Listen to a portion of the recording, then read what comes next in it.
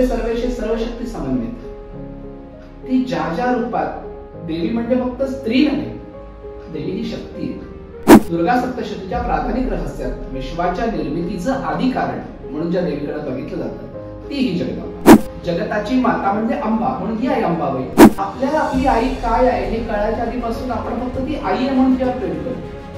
तसंच ही जगदंबा आहे. हल्ली आपल्याकडे जागा मिळाली की आपण मंदिर बांधतो, म्हणजे त्याला आपण मंदिर शास्त्राचे नियम बघत नाही, देवताशास्त्राचे नियम बघत नाही. 23 वर्ष तरी हा रथोत्सव अखंडपणानं तसा सुरूच आहे. पण त्याच्याही पूर्वीपासून करवीर निवासीच्या रथोत्सवाचे उल्लेख मिळतात. शुक्रवारच्या पालखी सोहळ्याला आपण बघतो की देवी तयार होऊनच पालखीत बसते, पण चैत्राच्या रथोत्सवाला देवी साध्या वस्त्रांविषयी रथावरती येते आणि रथावरती दागिने मागून तिची पूजा होते. हे वेगळेपण रथावरती तिचा शृंगार केला जातो. गुजरी चौक हा या प्रदक्षिणेमध्ये एक महत्वाचा भाग का मानतो आपण. ए वॉर्ड घर नंबर 1, बी वॉर्ड घर नंबर 1, सी वॉर्ड घर नंबर 1 आणि डी वॉर्ड घर नंबर 1. ह्या चारही वॉर्डांचा घर नंबर 1 त्या गुजरीच्या चौकात आहे. आपण भाऊसिंगजी म्हणतो, पण भाऊसिंगजी नाही, ते भावसिंहजी असं त्यांचं नाव आहे. शाहू महाराजांचे ते मित्र जवळचे, त्यामुळे जुन्या राजवाड्यापासून नव्या राजवाड्यापर्यंत जो रस्ता जातो त्याला त्यांनी आपल्या मित्राचं नाव दिले, भावसिंहजी रोड. करवीरचा जो क्षेत्रफळ आहे रंगभैरव, त्या रंगभैरवाचा उत्सव चैत्र शुद्ध चतुर्दशी पौर्णिमा आणि प्रतिपदा असते. आणि दर दिवशी रात्री तिथं त्याचा पालखी सोहळा होतो. रथाच्या दिवशी मात्र रंगोबा पालखी सोहळा पूर्ण करून सगळेवरच बसतो, आज जात नाही. आपण म्हणतो की मेल्यानंतर पाप पुण्याचा काय नियम होतो, पण यात करवीरकरांना काय सगळीकडे जशी नियमात सवलत असते तशी इथेही सवलत आहे. कोल्हापूरकरांच्या पाप पुण्याचा निकाल यमराज नाही तर रंगभैरव करतात.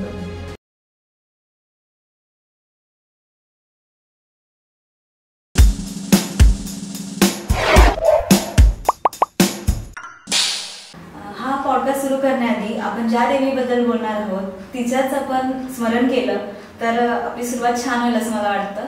तर सर आपण एखाद्या स्तोत्रापासून सुरुवात करूया का? अर्थातच.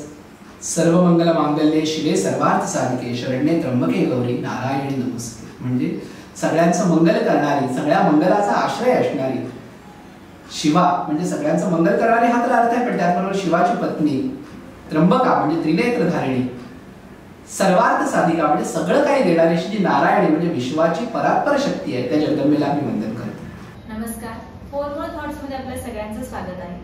करवीर निवासिनी महालक्ष्मी अर्थात अंबाबाई आपल्या सगळ्यांचं आराध्य दैवत आणि याच महालक्ष्मीची आज आपण माहिती घेणार आहोत. कारण पूर्ण महाराष्ट्रच नाही तर संपूर्ण भारतभर या देवीची महती आहे आणि याच्या दर्शनासाठी संपूर्ण भारतभरातून भाविक येत असतात. तर या महालक्ष्मीची माहिती आज आपण घेणार आहोत प्रसन्न मालेकर सरांकडून. नमस्कार सर. नमस्कार. सरांचं स्वागत आहे आमच्या पॉडकास्ट मध्ये. सरांची माहिती सांगायची झाली तर त्यांना महालक्ष्मी मंदिर असेल, महालक्ष्मीची महती असेल, त्याचबरोबर अनेक देवी देवतांची महती त्यांना माहित आहे. त्याचबरोबर ते लोकांना त्याच्यातून जनजागृती करत असतात. सो आज त्यांच्या माध्यमातून आपल्याला महालक्ष्मीची आध्यात्मिक माहिती, त्याचबरोबर रथोत्सव का साजरा केला जातो, त्याची कशी पद्धत आहे साजरी करण्याची, हे आपण त्यांच्याकडे जाणून घेणार आहोत. नमस्कार सर. आता रथोत्सवाकडे आपण येणारच आहोत कारण आता रथोत्सव अगदी जवळ आलेला आहे आपला, त्याची माहिती घेणार आहोत. पण मला महालक्ष्मी मंदिरापासून सुरुवात करायची आहे की असं म्हणलं जातं की महालक्ष्मी मंदिर हे एका रात्रीत बांधलं, तर ते खरं आहे का? तसं मुळात कुठल्याही मंदिराच्या बाबतीमध्ये काही प्रचलित आख्यायिका असतात, कथा असतात. तशी करवीर निवासिनी श्री महालक्ष्मी अर्थात आई अंबाबाईच्या मंदिराबाबतीत प्रचलित आख्यायिका म्हणजे देवीचं देऊळ एका रात्रीत बांधलं गेलं. मुळात आपण जर ऐतिहासिक दृष्ट्या बघितलं तर चालुक्य, शिलाहार, यादव अशा 3 ते 4 राजवटी म्हणजे प्राचीन इतिहासातल्या 3 ते 4 राजवटी, त्यानंतर आक्रमणाच्या काळामध्ये थोडा काळ मंदिराचा विकास थांबला, पण पुन्हा करवीर छत्रपती म्हणजे करवीर संस्थान 1710 ला स्थापन झालं. 1715 ला अंबाबाईच्या मूर्तीची पुनःस्थापना झाली जी दामोदरीच्या काळामध्ये लपवून ठेवण्यात आली होती. तर आई अंबाबाईची मूर्ती 26 सप्टेंबर 1715 ला पुनःप्रतिष्ठापित झाली आणि तेव्हापासून आज तागायत म्हणजे छत्रपतींच्या कारकिर्दीमध्ये अनेक चांगल्या गोष्टी घडल्या, गरुड मंडपासारख्या वास्तूची उभारणी झाली. तर आज तागायत त्या मंदिराचा विकास अखंडपणाने सुरू आहे. मंदिराचं हे बांधकाम एका रात्रीत झालं. या आख्यायिकेच्या मागं एक असं म्हणता येईल की एक ऐतिहासिक तथ्य. ते तथ्य असं की या मंदिराची बांधणी पूर्ण होईपर्यंत कदाचित कोल्हापूर ही भूमी आहे किंवा असं मंदिर कोल्हापुरात आहे हेच लोकांना माहित नसेल. आणि ज्या वेळेला ते मंदिर लोकांच्या नजरेत आलं, त्यावेळेला ही नगरी लोकांच्या नजरेत आली असावी आणि म्हणून असं मानलं गेलं की एका रात्रीमध्ये हे मंदिर बांधलं. पण वास्तविक मंदिराच्या बांधणीसाठी किमान 300 ते 400 वर्षाचा काळ गेलेला आहे आणि आज या मंदिराला 1400 ते 1500 वर्ष झाली असं आपण मानतो. बराच मोठा काळ लोटलाय आणि अजूनही म्हणजे ती जी महती आहे किंवा महात्म्य आहे महादेवीचं ते अजूनही तसंच आहे. तर मला सुरुवातीला मूर्तीबद्दल जाणून घ्यायचंय की मूर्तीचं स्वरूप काय आहे. करवीर निवासिनी श्री महालक्ष्मी म्हणजे आपल्या सगळ्यांची आई अंबाबाई या क्षेत्राचं, या मूर्तीचं, या स्थानाचं एक आगळं वैशिष्ट्य आहे. करवीर क्षेत्र सोडून अशा स्वरूपातली श्री महालक्ष्मी म्हणजे अंबाबाई अन्यत्र कुठेही बसू नये हा नियम 12व्या शतकामध्ये, ज्याच्या नावानं आपण हेमाडपंथी बांधकाम म्हणतो, तर हेमाडपंथ म्हणजे कोण, तर देवगिरीच्या यादवांचा प्रधान, त्यानं संकलित केलेल्या चतुर्वर्ग चिंतामणी नावाच्या ग्रंथामध्ये हा नियम. तर या मूर्तीचं वर्णन काय, तर हातात उजव्या खालच्या हातामध्ये माळुंग, उजव्या वरच्या हातात गदा, डाव्या वरच्या हातात ढाल आणि डाव्या खालच्या हातामध्ये पानपात्र, पायाजवळ वाहन म्हणून बसलेला सिंह, वामावरती सिंह म्हणजे डावीकडे सिंह आणि माथ्यावरती सयोनी लिंग नाग अशी चिन्ह. अशी ही आदिशक्ती जगदंबा. म्हणजे बऱ्याचदा होतं की महालक्ष्मी म्हणजे विष्णू पत्नी का, हो हा म्हणजे पुढचा ओघाओघाने येणारा प्रश्न आहेच. तर नव्हे, ही विष्णू पत्नी नव्हे, कारण हातामध्ये म्हाळुंग, गदा, ढाल, पानपात्र धारण करणारी, माथ्यावरती सयोनी लिंग नाग धारण करणारी ही देवी दुर्गा सप्तशतीच्या प्राथमिक रहस्यात विश्वाच्या निर्मितीचं आदी कारण म्हणून ज्या देवीकडे बघितलं जातं ती ही जगदंबा. आणि मग तिनं स्वतःच्या तमोगुणातून महाकालीला, सत्वगुणातून महासरस्वतीला प्रकट केलं. या तिघींनी पुन्हा ब्रह्मा विष्णू महेश आणि लक्ष्मी सरस्वती पार्वतीला प्रकट केलं. त्यामुळे जगताची माता म्हणजे अंबा म्हणून ही आहे अंबाबाई. आणि हिचं हे स्थान अखंड भारतामध्ये या एकाच क्षेत्री या रूपामध्ये आपल्याला देवी पाहायला मिळते. म्हणजे आता आपण आई अंबाबाईच म्हणायला पाहिजे. आई अंबाबाईच म्हणायला पाहिजे असं नाही.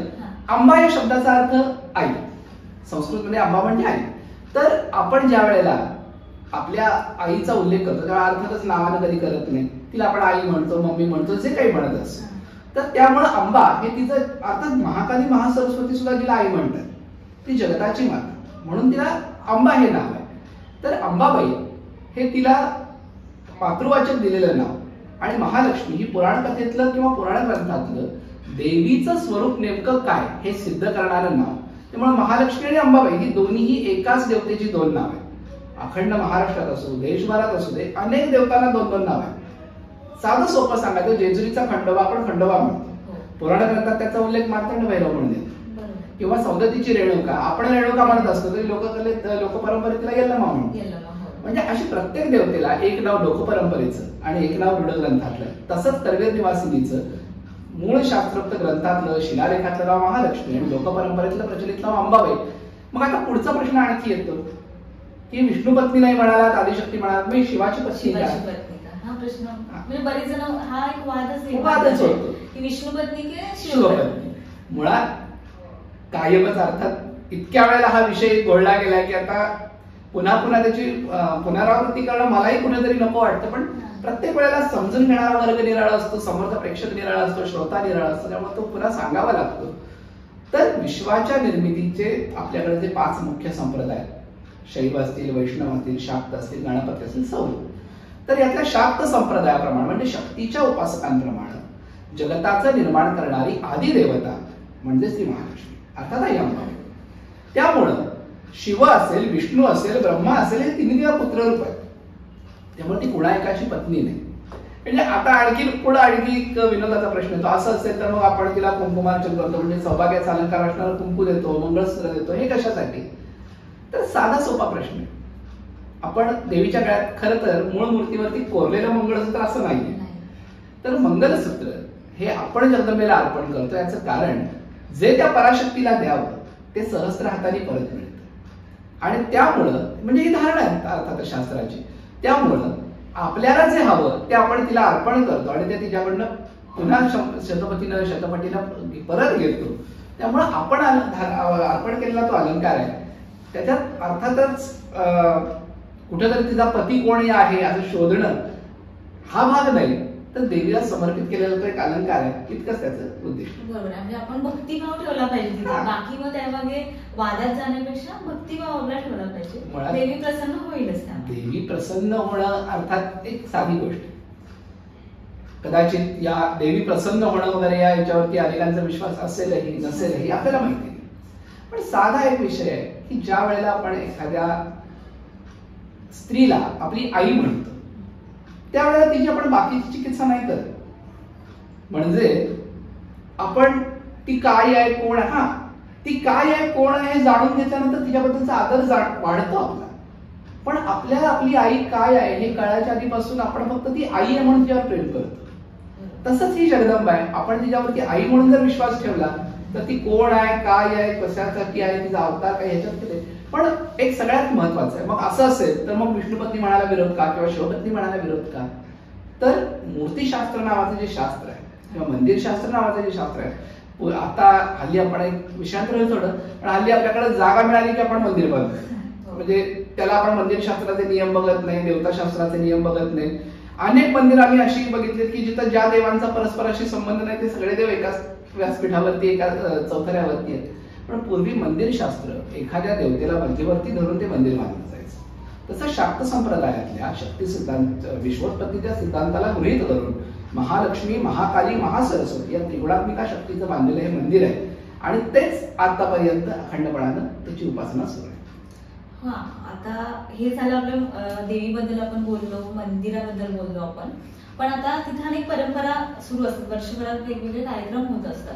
मग असं पण आहे की आता रथोत्सव येतोय, तर मग रथोत्सवाची परंपरा काय, म्हणजे ती सुरुवात कुठून झाली होती? म्हणजे मंदिर बांधलं तेव्हापासूनच रथोत्सव सुरू झाला की आधीपासून? रथोत्सवाची परंपरा ही आधीपासून असणं शक्य आहे, कारण करवीर छत्रपती शिवाजी महाराज दुसरे यांच्या काळामध्ये अनेक कोल्हापूरचं वैभव आध्यात्मिकदृष्ट्या मोठ्या संपन्नतेला गेला असं मानता येईल.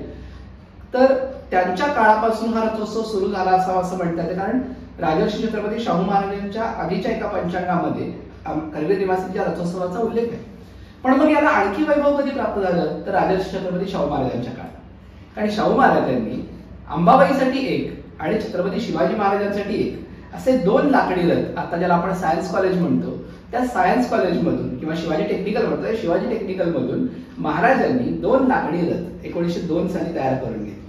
आणि तेव्हापासून करवीर निवासिनीचं वाढतं वैभव हे आज तागायत टिकून आहे. मध्यंतरीच्या काळामध्ये भक्तांनी हा रथ चांदीनं मढवून घेतला, पण मग जुना रथ थोडासा जीर्ण झाल्या कारणानं नवीन लाकडी रथ घडवून घेतला. म्हणजे एकूणच गेली आपण असं म्हणू शकतो 1902 ते आतापर्यंत म्हणजे ही 100 वर्ष आणि पुन्हा त्याच्या पुढचे 20-22 वर्ष म्हणजे 123 वर्ष तरी हा रथोत्सव अखंडपणानं तसा सुरूच आहे.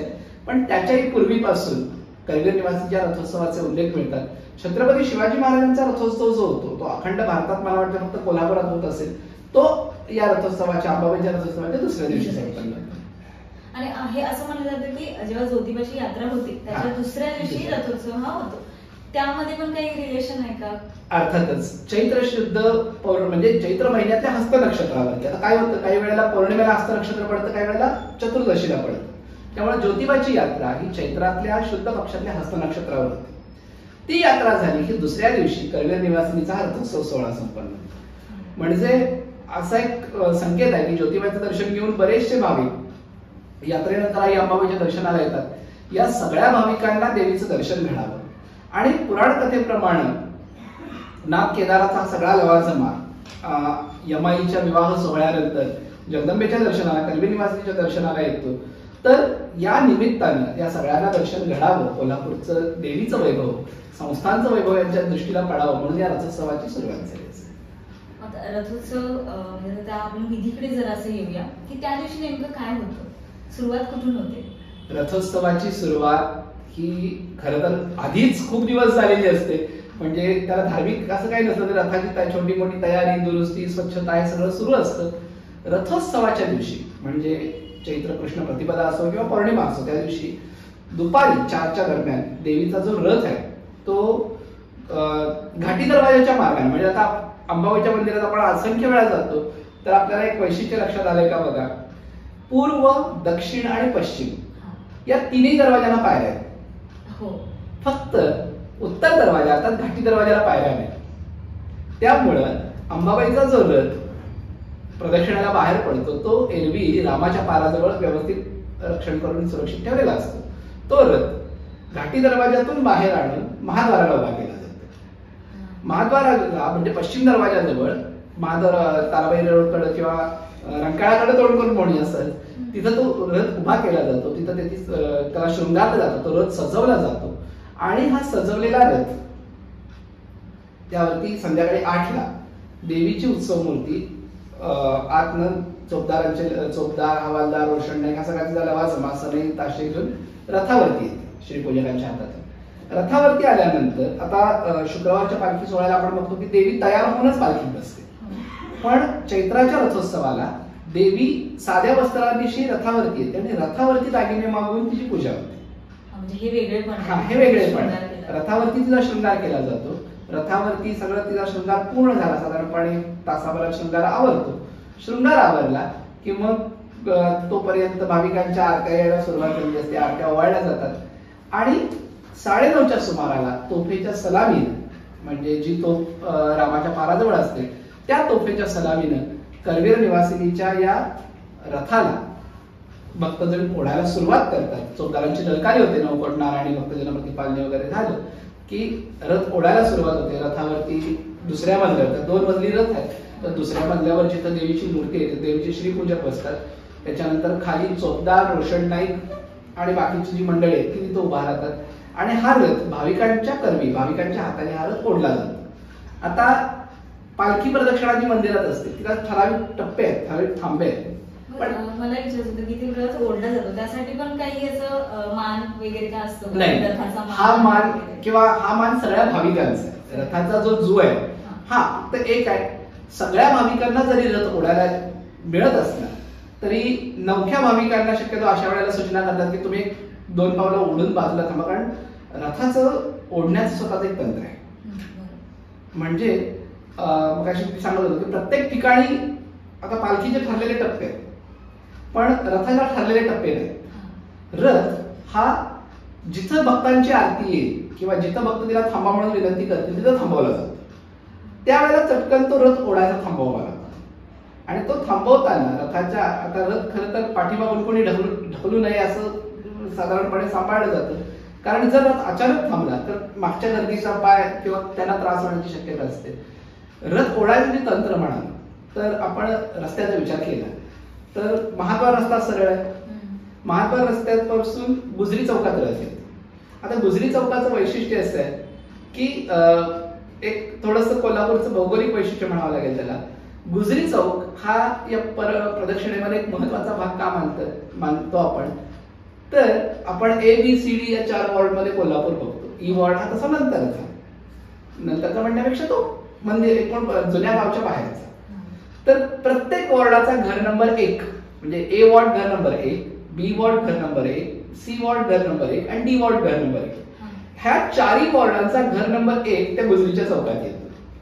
म्हणजे B वॉर्ड अर्थात ह्याचा आपल्या महाद्वाराकडचा त्या गुजरी चौकाच्या दक्षिणेकडची बाजू वरती कटकेंचं वगैरे जिथं दुकान आहे तो आपण B वॉर्ड म्हणून सांगतो. A वॉर्ड आता शिवाजी पेठ म्हणजे खाली जुनं जे आनंद स्टोअर्स वगैरे होतं तो तिकडचा इकडून A वॉर्ड सुरू झाला. D वॉर्ड सुरू होतो शुक्रवार पेठ वगैरे वडकोदऱ्यांच्या दुकानापासून खालच्या बाजूला आणि C वॉर्ड सुरू होतो म्हणजे सोमवार पेठ वगैरे भाग सुरू होतो तो माळकरांची वगैरे तोरणाची दुकान आहेत त्या कॉर्नरला. म्हणजे एकूण एका अर्थाने असं म्हणूयात की या 4ही भागाच्या प्रत्येकाच्या घरी जात नसेल तरी अंबाबाई प्रतिलाख रुपये इथून फिरते आणि मग तिथून पुढचा जो रस्ता येतो तो आहे थोडासा चढणीचा. तिथं रथ ओढावा लागतो. कुठंपर्यंत तर गुजरीच्या मध्यापर्यंत. गुजरीच्या मध्यानंतर भावसिंगची रोडकडे जो खाली रस्ता येतो भावसिंग महाराज शाहू महाराजांचे मित्र होते आपण भाऊसिंगजी म्हणतो पण भाऊसिंगजी नाही ते भावसिंहजी असं त्यांचं नाव आहे. शाहू महाराजांचे ते मित्र जवळचे त्यामुळे जुन्या राजवाड्यापासून नव्या राजवाड्यापर्यंत जो रस्ता जातो त्याला त्यांनी आपल्या मित्राचं नाव दिलंय भावसिंहजी रोड. तर या भावसिंहजी रोडला येणारा जो उतार आहे त्या उतारावरती रथ ओढण्याच्या ऐवजी रथ थोडासा दाबावा लागतो कारण उतारामुळे रथाला नैसर्गिक गती येते आणि तिथं मात्र रथाला ओढण्यापेक्षा कारण जर ओढलं तर मग तो पुन्हा जास्त गतीनं पुढे येणार. आणि तो ओढत ओढतच वळवायचा आहे. मग त्यामुळे तिथलं तंत्र वेगळं आहे. असंच पुन्हा पुढं भवानी मंडपापर्यंत रस्ता सरळ आहे. मिरज भवानी मंडपात आल्यानंतर रथ भवानी मंडपात येतो. तिथं आल्यानंतर छत्रपतींच्या वतीनं देवीची आरती होते. आरती झाली, पूजा झाली की रथ पुन्हा मलक हायस्कूल MLG हायस्कूल कडून बालगोपाल तांबी जवळ येतो. तिथून मिरजकर तिप्पी जवळ येतो. मिरजकर तिप्पी पासून खाली आता बिनखंबी गणपतीपर्यंत, त्याला स्वातंत्र्यवीर सावरकर मार्ग म्हणून तो पुन्हा उतार आहे. त्यामुळे तिथं रथ हा ओढण्याऐवजी तिथं त्याला पाठीमागं दाबावं लागतं. आता रथ ज्या वेळेला त्या उताराने खाली येत असतो त्यावेळेला एक गोष्ट करतात, अंबाबाईचे जे चौकदार आहेत, रोशन नाईक आहेत, ते रथावरनं उतरतात. तुम्ही जर बघाल तर रथाच्या आता जुन्या व्हिडिओ जर बघितले तर तुमच्या लक्षात येईल की मिरजकर तिकटीच्या थोड्या अंतरापर्यंत चौकदार, रोशन नाईक सगळे रथावर आहेत आणि अचानक बिनखंबी गणपतीपर्यंत तिथं रथावर दुसरं कोणी दिसत नाही. देवीची मूर्ती आणि पुजारी सोडले. मग यावेळेला हे लोक कुठे जातात, तर करवीरचा जो क्षेत्रपाळ आहे रंगभैरव, त्या रंगभैरवाचा उत्सव चैत्र शुद्ध चतुर्दशी पौर्णिमा आणि प्रतिपदा असा आहे. आणि दर दिवशी रात्री तिथं त्याचा पालखी सोहळा होतो. रथाच्या दिवशी मात्र रंगोबा पालखी सोहळा पूर्ण करून सदरेवरच बसतो, आज जात नाही. आणि अंबाबाईचे चोपदार, रोशन नाईक हे त्याला आता पाठकांचा जो बंगला ज्योतिषांचा पाठकांचा जो वाडा आहे, त्या पाठक वाड्यापासून यादव वाड्याच्या समोर रंगोबाच्या मंदिराच्या महाद्वारात आत येतात. येऊन रंगोबाच्या सदरेवरती अंबाबाईच्या नावाची ललकारी होते. तिथं कापूर लावून आरती होते. पुन्हा आत जाऊन रंगोबाच्या मूर्ती पुढे ललकारी होते, कापूर आरती होते. आणि मग ही मंडळी बिनखांबी गणपतीकडे येतात. गणपतीकडे सुद्धा अशीच ललकारी आणि आरती होती. आणि मग ती मंडळी रथावरती येतात. म्हणजे या वाटेवरती जो रंगभैरव आहे, जो क्षेत्रपाळ आहे, त्या क्षेत्रपाळाला देवी वर्णी देते आणि मग त्याचा पालखी सोहळा तो संपन्न करतो. म्हणजे एखाद्या वेळेला अगदी आपल्या लोकशाहीचं उदाहरण घेतलं तर उच्चपदस्थ अधिकारी येणार असल्यावरती त्या कार्यालयाचे प्रमुख जसे स्वतः उपस्थित असतात, तसा अंबाबाई येईपर्यंत रंगोबा सदरेवरती विराजमान आहे आणि अंबाबाई पुढे गेल्यानंतर तो मंदिरात जाईल. म्हणजे हा रंगोबाचा उत्सव पण त्याच वेळेला होतो. मग अंबाबाई बिनखांबी गणपती मंदिराजवळ येते. तिथून रथ पुन्हा महाद्वारावर येतो. महाद्वारावर आल्यानंतर ओढून रथ ज्या वेळेला त्याचे जू महाद्वारावर ठेवले जातात, तर मूर्ती रथावरून उतरवण्याआधी, देवीला रथावरून उतरवण्याआधी कदम घराण्याकडून पारंपरिक त्यांच्या घराण्यातल्या ज्या स्त्रिया आहेत, महाद्वारावरती न्यू महाद्वारावरती घर आहे, त्यांच्या घरातल्या स्त्रिया देवीची दृष्ट काढतात. ती दृष्ट काढल्यानंतर मूर्ती उतरून पालखी निघतात. मग जसा शुक्रवारी पालखी सोहळा होतो तसा पालखी सोहळा पुन्हा मंदिरात होतो.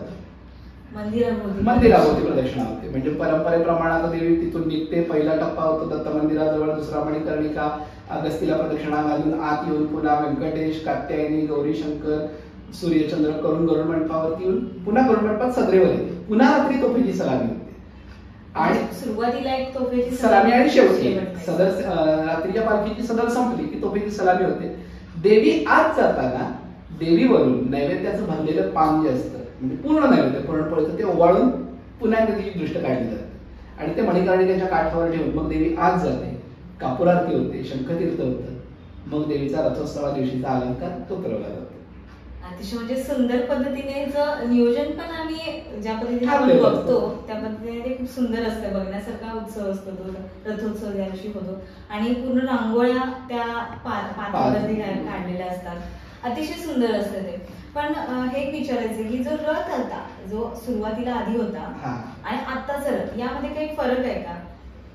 रथोत्सव म्हणजे रथाच्या घडणीमध्ये म्हणताय की रथोत्सवाच्या? रथामध्ये रथाचा घडण जी आहे ती सुरुवातीची जी आहे तशीच आहे. त्याच्यात काही फरक केलेले नाही. रथोत्सवाचा जो रथ शाहूबाईंनी घडवून घेतला होता तो जीर्ण झाल्यामुळे त्याच मापाचा तशाच प्रकारचा रथ नव्याने लाकडी घडवण्यात आलाय. त्याच्यात काही फरक केलेला नाही. तर रथोत्सवाच्या बाबतीत जर फरक म्हणायला गेलो तर पूर्वी रथोत्सवाला येणारी गर्दी, भक्तांची संख्या ही मर्यादित होती.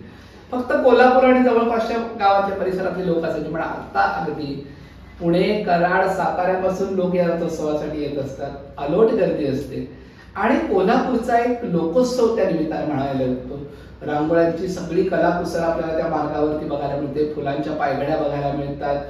अनेक प्रकारची वाद्य, प्रत्येकाने केलेली वेगवेगळी सजावट. म्हणजे असं वाटत नाही की आपण रात्रीचे 10:30 वाजता माधवा रोडवरती. आणि ते वातावरण म्हणजे एकदम असं आध्यात्मिक म्हणा किंवा वेगळंच वातावरण असतं. पूर्ण भारून गेलेलं वातावरण. कारण रथाच्या पुढे धुपारती चालत असते त्यामुळे धुपाचा मंद सुवास, स्टेरिओवरती लागलेली देवीची गाणी, स्तोत्र, श्लोक, या सगळ्यातनं आपण एका छान वातावरणात तिथं पुढे जात असतो. रथ ओढताना होणारा भाविकांचा जयघोष असतो, रथावरती उधळला जाणारा गुलाल असतो. एकूणच आनंदाचा आणि एक करवीर निवासिनीबद्दल असणारी प्रत्येकाची ओढ आपल्याला त्या सोहळ्यात बघायला मिळते. बरोबर आहे. आता तुम्ही मगाशी म्हणला होता की आतमध्ये मंदिराच्या इथे गेल्यानंतर ते मणिकर्णिका घाट किंवा इतर देवतांच्या तिथून ती पालखी आत जाते. मग ते एक प्रश्न असा होता की मंदिरामध्ये जी छोटी छोटी मंदिरं आहेत त्यांचं काय महत्व आहे? म्हणजे असं फार कमी ठिकाणी असतं की एक मंदिर आहे त्याच्यामध्ये एवढी सगळी देवतांची मंदिरं. मुळात करवीर आपण दक्षिण काशी म्हणतो. इथं असलेल्या प्रत्येक देवतेच्या स्थानाला एक स्थान आहे, म्हणजे महत्व आहे. आता या प्रत्येक देवतेचा आता जो आपण सगळी आता दर मंगळवारी संध्याकाळी आणि शुक्रवारी संध्याकाळी देवची जी पंचारती आहे ती या प्रकारातल्या देवतांना ओवाळली जाते. ही संख्या 87 अधिक आहे. त्यामुळे आता या सगळ्यांचंच महत्व इथं सांगता येणं शक्य नाही, पण ओघावघात सांगतो. उत्तर दरवाजाजवळ जो दक्षिणाभिमुखी दत्त आहे तो नवनाथापैकी नागनाथावरती अनुग्रह करायला प्रकट झालेली दत्तमूर्ती आहे. मणिकर्णिका तीर्थ साक्षात विश्वेश्वरांच्या काशी विरहाचं दुःख निवारण करायला जगदंबेने निर्माण केलेलं तीर्थ आहे. त्यानंतर या करवीर क्षेत्रातल्या सगळ्या महत्वाच्या देवता काशी विश्वेश्वर आहेत. अष्टदिक्पाल, ज्याला दिक्पाल मंडप म्हणतो, नवग्रह, रामराया, या प्रत्येक देवतांची स्थानं या मंदिरामध्ये जी आहेत ती कुठेतरी करवीर महात्म्यातल्या कथाभागाला जोडून घेतलेली, या क्षेत्राच्या महात्म्याला जोडून घेतलेली आहेत. त्यामुळे प्रत्येक देवतेचं स्वतःच असं एक महत्व आहे. आपल्याला इतक्या छोट्या कालावधीमध्ये सगळ्यांकडे जाता येणार नाही, पण एक आहे अंबाबाईच्या देवळाचं एक वैशिष्ट्य आहे. भले प्रत्येकाची श्रद्धास्थानं वेगळी असतील, प्रत्येकाची आराध्य देवता वेगळी असेल, पण कोल्हापुरात अंबाबाईचं मंदिर ही एकमेव जागा आहे जिथं प्रत्येकाला स्वतःचं श्रद्धास्थान मिळतं. म्हणजे अगदी खंडोबा, तुळजाभवानी यासारख्या कुलदेवतांपासून साती आसऱ्यासारख्या लोकदेवतेपासून ते अगदी स्वामी समर्थ गजानन महाराज यांची सुद्धा मंदिर त्या आकारात आवारात आहेत. म्हणजे एकूण आपलं श्रद्धास्थान भेटण्याची जागा म्हणून अंबाबाईचं मंदिर प्रकार आपण सांगू शकतो. आणि असं पण आहे की प्रत्येक असं म्हणलं जातं की देवीचं जिथं मंदिर असतं तिथं कालभैरवाचं मंदिर हे असतं, कारण ते संरक्षणासाठी असतं. मग ते इथंही आपल्या मंदिराची इथं आहे. मग अशी म्हणलं नाही का आपण रंगभैरव हा या क्षेत्राचा क्षेत्रपाल भैरव. त्यामुळं रंगभैरवाचं स्थान हे कोल्हापूरचा कोतवाल म्हणून, म्हणजे एका वाक्यात सांगायचं झालं तर आपण म्हणतो की मेल्यानंतर पाप पुण्याचा निकाल यम करतो. पण यात करवीरकरांना काय सगळीकडे जशी नियमात सवलत असते तशी इथेही सवलत आहे. कोल्हापूरकरांच्या पाप पुण्याचा निकाल यमराज नाही तर रंगभैरव करतात. म्हणजे हे या क्षेत्राचं वैशिष्ट्य वैभव आहे. आता एवढी सगळी माहिती तर आम्हाला मिळालेलीच आहे की महालक्ष्मीचा महात्म्य असेल, रथोत्सव कशा सुंदर पद्धतीने साजरा केला जातो.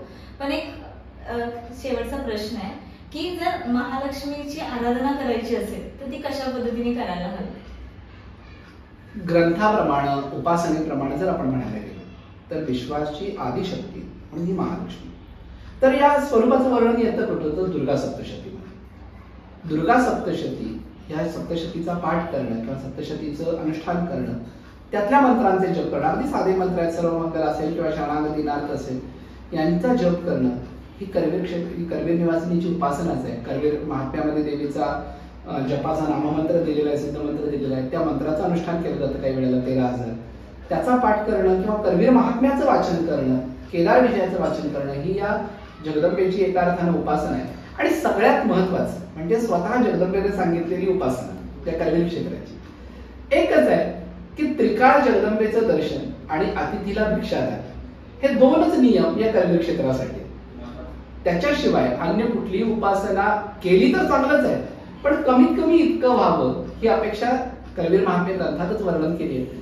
त्यामुळे आणि त्याच्याही पुढे जाऊन देवीसाठी तुम्ही काय करता याच्यापेक्षा माझं तर मत वैयक्तिक असं आहे त्या देवीला सगळ्या ठिकाणी पाहण्याचा प्रयत्न करणं ही तिची खऱ्या अर्थाने उपासना आहे. कारण आपण तिला म्हणतो सर्व स्वरूपे सर्वेशे सर्वशक्ती समन्वित.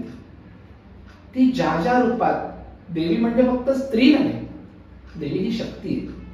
ती ज्या ज्या रूपात तुम्हाला सहाय्य करते त्या प्रत्येक रूपाप्रती कृतज्ञ असणं म्हणजे तिची उपासना आहे. जसं तुम्ही अन्न भरवणाऱ्या मातेप्रती कृतज्ञ आहात तसं त्या अन्नासाठी, अर्थार्जनासाठी घराबाहेर पडलेल्या पित्याबद्दलही कृतज्ञ असणं ही तिची उपासना आहे. जितकं तुम्ही आपल्याला सांभाळून घेणाऱ्या बहिणीबद्दल कृतज्ञ असाल तितकंच आपल्या पाठीशी उभा राहणाऱ्या भावाबद्दल कृतज्ञ असणं सुद्धा गरजेचं. थोडक्यात जगदंबेच्या सगळ्या रूपांची अनुभूती घेता येणं. मुळात शाक्त तत्वज्ञान हेच सांगतं की ज्या ज्या रूपात तुम्हाला तिची प्रचिती येते, अनुभूती येते, त्याच्यापेक्षा येते म्हणण्यापेक्षा ती घेण्याचा प्रयत्न करणं ही तिची खऱ्या अर्थानं उपासना आहे. कारण ही शेवटी जगदव्यापिनी आहे. कुठलाही कण असा नाही की तिच्या वाचून काम आहे. ती सगळ्या ठिकाणी आहे. फक्त तिला शोधता येणं आणि अनुभवता येणं ही तिची खरी उपासना. Sir thank you. तुमच्यामुळे आम्हाला खूप माहिती मिळाली, आमच्या प्रेक्षकांना देखील माहिती मिळाली. हा एपिसोड तुम्हाला कसा वाटला हे कमेंट करून नक्कीच सांगा आणि आमच्या चॅनलला लाईक, शेअर आणि सबस्क्राईब करायला विसरू नका. आणि हा एपिसोड जर तुम्हाला आवडला असेल तर तुमच्या जवळच्या लोकांना शेअर करायला सुद्धा विसरू नका. धन्यवाद.